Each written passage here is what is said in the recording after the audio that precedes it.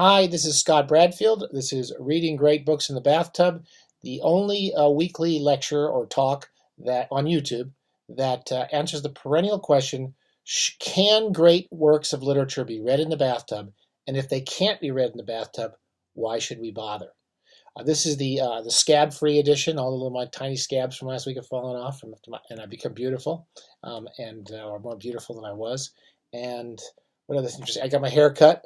So every time I get my hair cut, I look like Richard Spencer. It scares the hell out of me. I don't. I always have, it's the three. So if you don't want to look like Richard Spencer, don't ask for the three when you go into your local budget cuts or wherever the hell I go. We're going to talk this week about a writer you probably don't know. I'd be glad to hear if you did, but it's Kate Wilhelm, a writer who I read a lot when I was a kid, and I hadn't read in a long time. And I started reading her again unfortunately, when she died last year. I wrote a piece about her and about the fondness I recalled from reading her as a very young person, in my teens, mid to late teens. And I want to say a few things about Kate Wilhelm because I've come back to reading her, particularly in the bathtub. She was one of the writers who was regularly published in a series of original paperback anthologies edited by Damon Knight in the late 60s, and I think it went to hardcover. I think it ran as late as the 70s, late 70s. He published two of these a year, and I've been rereading through these to read Wilhelm's stories in the context of these anthologies. I've read the first 5 recently, and the Orbit series, if you're interested in SF, fantasy, speculative fiction, these were really the first anthologies that kind of wore the term speculative fiction fairly proudly. And all speculative fiction meant was that it wasn't just hard SF. It wasn't analog SF. It wasn't, problem-solving SF. They could be surreal stories. They could have slight fantastic elements. They could be what's called magic realism, a term I don't like much anymore.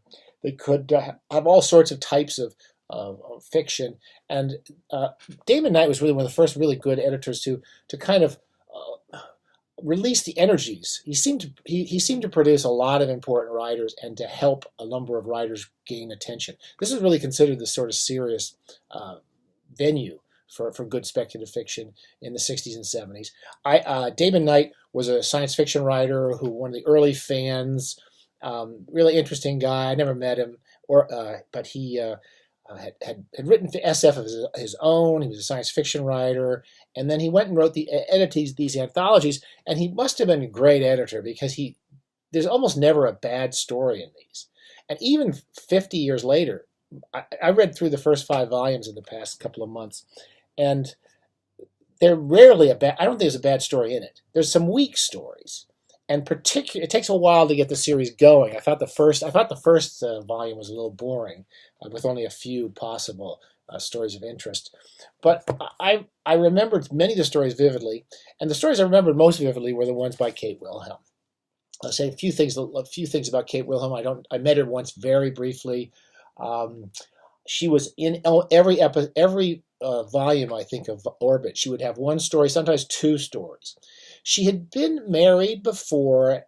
I don't know much about her life. I'm going to put a link to a piece I wrote about her for the LA Times at the bottom of this page. She had been married, seemingly unhappily married, housewife. She writes about the drudgery of being a housewife in the middle of nowhere. I don't remember where, Midwest somewhere. And eventually she left this marriage and married Knight, and they had a long, happy marriage. They were together for many years. I guess he was older than her. He died earlier than her.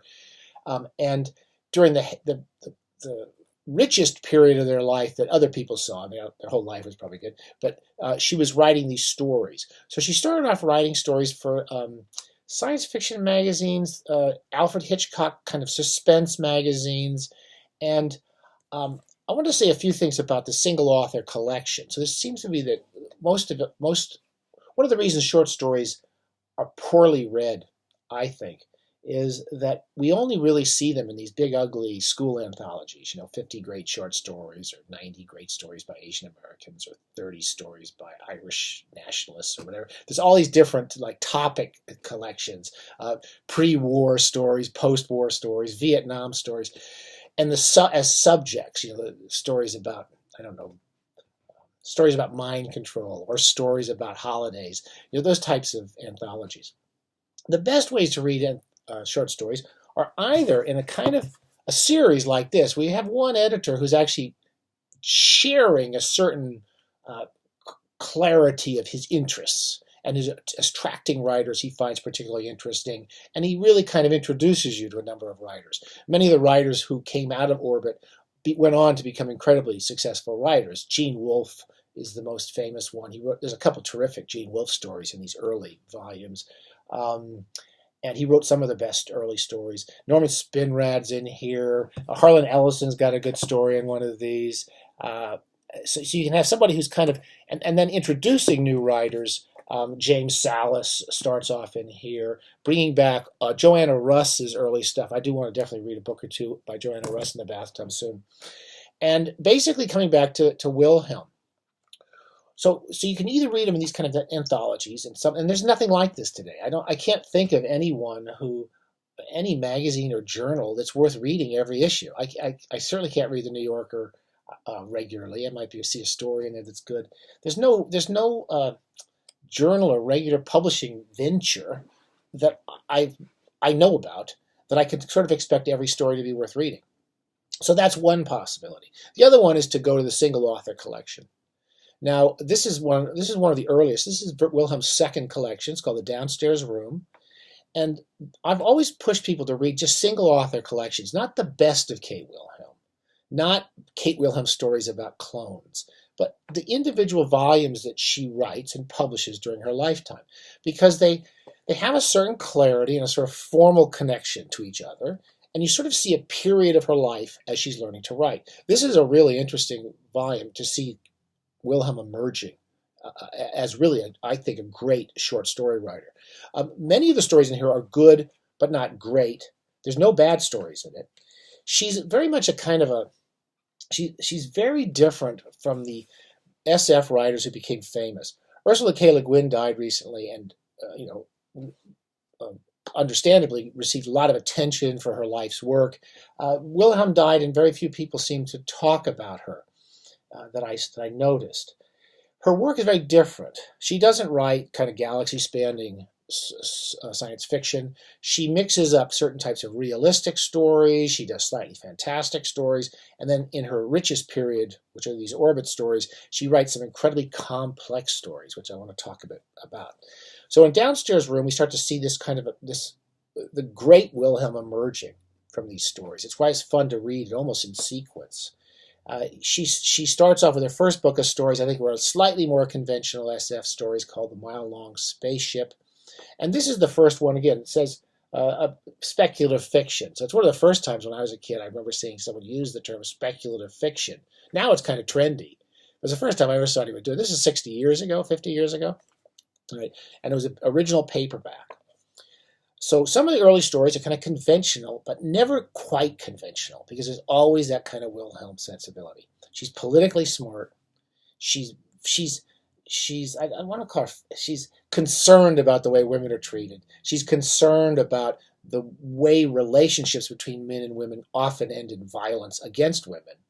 And she's interested in different types of people. So she's good at characters. And her writing style, unlike someone like Le Guin, is very kind of basic. It doesn't call attention to itself. It's not stylistically clever. It's not. It doesn't have a style to it. It's very much a realistic style of writing, whether the realistic stories are fantastic stories. She mixes up her genres quite a bit in these stories. And what emerges from the first half of this book, where you get the earlier stories by her, is this concern with the reality people live in, particularly women, and the unpleasantness of that reality, and the desire for something else. So the connection between dreams and reality, and which is often a very hard connection, hard distinction between dreams and reality. It's hard to see the distinction sometimes. And often her characters are being drawn into dreamlike narratives or dreamlike experiences. They have trouble distinguishing. The title story, The Downstairs Room, is kind of like it's a good way to start. Yellow wallpaper, the Gilman's story, very similar to that. A woman who has a downstairs room in her house. Her husband's building a family room, which everybody was doing in the 50s and 60s, and they're building this family room. And as this woman feels exhausted by being a mother and exhausted by her duties and exhausted by the kind of dullness of her life, she becomes drawn into this downstairs room, which becomes kind of fantastic, and it merges with her dreams. It is a kind of, again, it's not so much a fantasy story so much as a psychological descent story. There's quite a few of those stories. There's one story where another one where a man goes in and out of doors, and when he walks through the door, he goes into a kind of dreamlike landscape. Then he comes back to the door, he goes back to his life. And those are slightly more conventional stories for Wilhelm, until she starts to get into her higher ground. When she learns from these early stories. Finally, I want to just say that the Orbit stories start to come out in the late 60s. And clearly Knight knew what he had with this woman's writing. She was his wife, but at the same time he knew this woman was doing it. He always gave her good spaces in each anthology. And the first three stories, or three of the first stories she wrote for Orbit are in here, and they are extraordinary stories. One is called Baby, You Were Great. Baby, You Were Great. Baby, You Were Great, which is about exploitation of a woman who's a kind of a star on a kind of new technology where you can experience her emotions. And that idea that this woman is having these emotional connections becomes manipulated by these guys who run the studio, where they're trying to frighten her and scare her and excite her and make her fall in love so that they can sell that experience to people in their homes. A lot happens in this little 10-page story. And it's quite an emotional story. It still stands up today. The other two stories, one is called The Planners, which is amazing. She really hits this heyday, this real powerful period in the 60s, late 60s.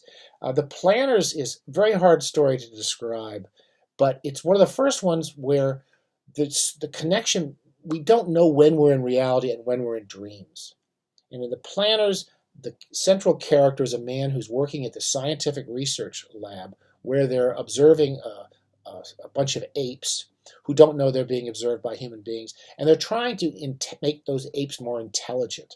And they're going through a series of complicated procedures to make them complicated and to try to deal with a sick boy who's mentally ill and is prone to violence.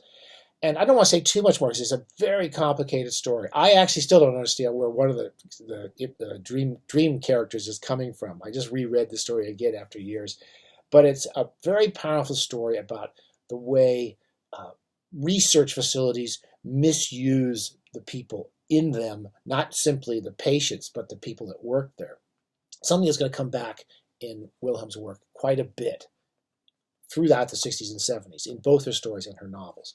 Finally, what really made me get back to reading Wilhelm again is a story I read when I was going through the Orbit series called Windsong. I think Windsong is one of the great American short stories. It's an extraordinary piece of narrative writing, and it visits some of the themes that are going to recur in Wilhelm, one of which is the industrialization of war. We're 50 years later, we're just seeing the fruits of that, what she was talking about in the 60s, which is that the wars are just designed to go on forever.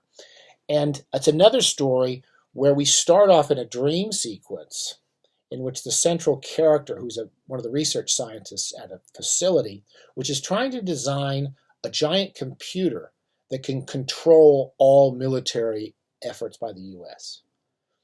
Quite a scary idea, which I think we're practically into. And to maintain war forever. That's what they want. They want war forever in America so they can continually control populations and make money. That's basically the backstory. That's a backstory. In the course of it, the central character is trying to help create a more powerful um, AI, what we call now AI, but a more powerful intelligence for this computer that can understand people and how people think.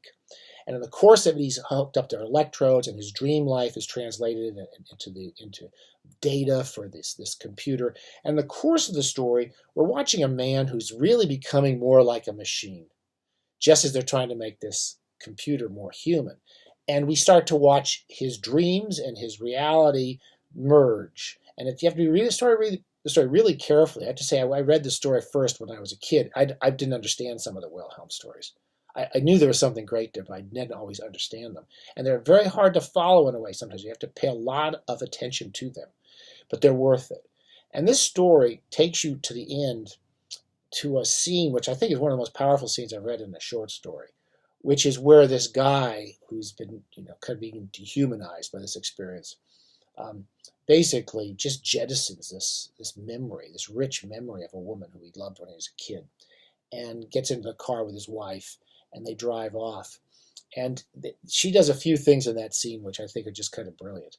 So I'm being very enthusiastic. I hope I didn't chatter too fast about Wilhelm. I would just really recommend this. This is not her best book, probably, but by far. I think there's a few other collections. The Infinity Box is probably another one of them. We'll read that eventually in here.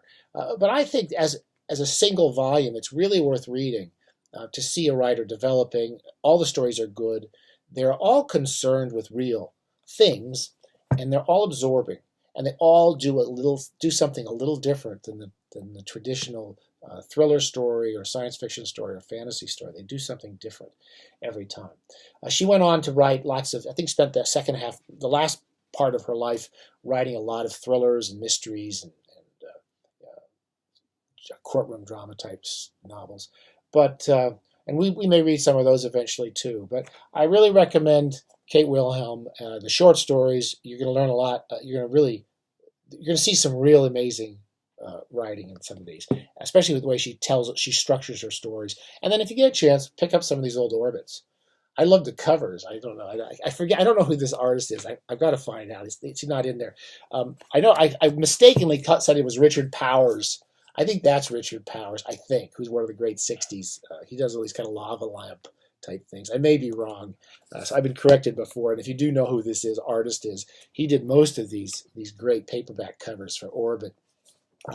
They were kind of one of the things that would draw you into picking these up off the shelves. You don't see paperbacks that beautiful anymore.